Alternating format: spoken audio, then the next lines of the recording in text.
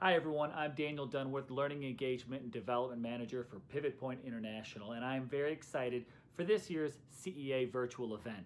Now I know it's going to be a little bit different, just like many of these spaces that we've spent time in over the past several months.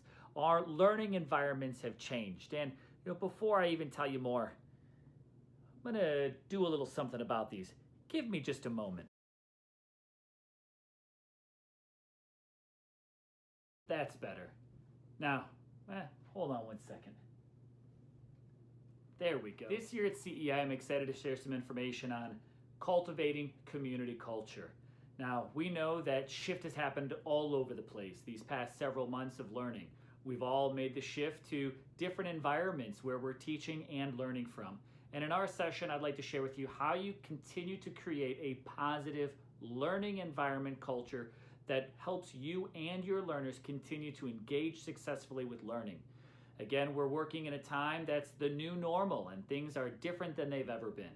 So join me at CEA Virtual to explore these opportunities of what we can do. We all may be apart, but we are all in this together. I'll see you there at CEA Virtual.